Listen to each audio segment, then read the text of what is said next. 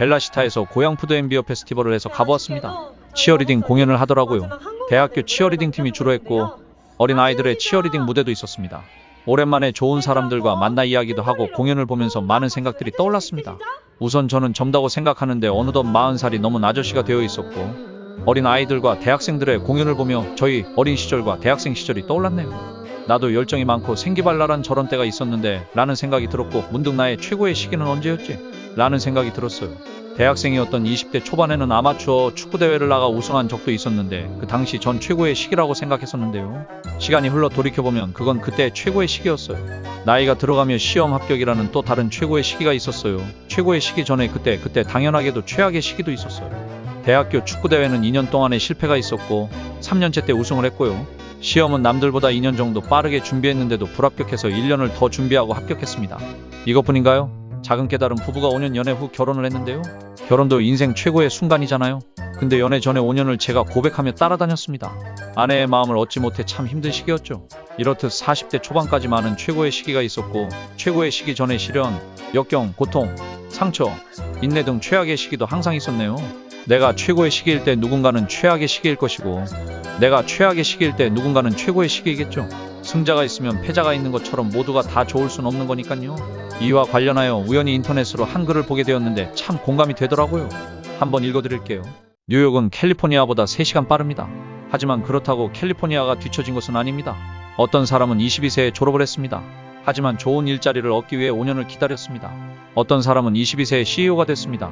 그리고 50세에 사망했습니다. 반면 또 어떤 사람은 50세에 CEO가 됐습니다. 그리고 90세까지 살았습니다. 어떤 사람은 아직도 미혼입니다.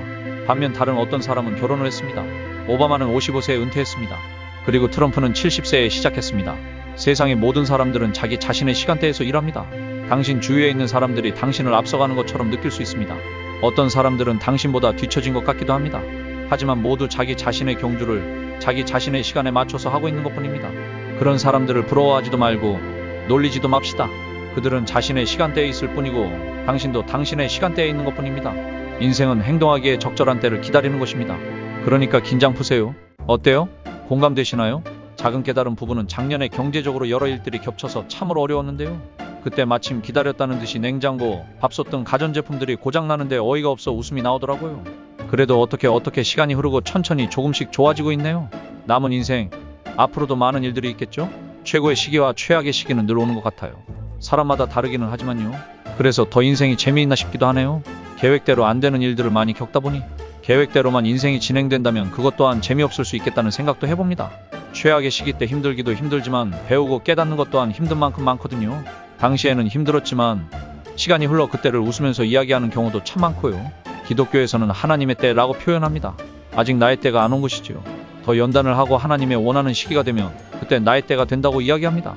사람이 마음으로 자기의 길을 계획할지라도 그 걸음을 인도하는 자는 여호와시니라 라는 성경 구절이 있거든요. 아무튼 이런 게 인생인가 봅니다. 그래서 인생이 재미있는 거야. 다음에 더욱 좋은 영상으로 만나요. 큰 박수로 마지막을 장식해 주시기 바랍니다. 고맙습니다. 네, 수고 많으셨습니다.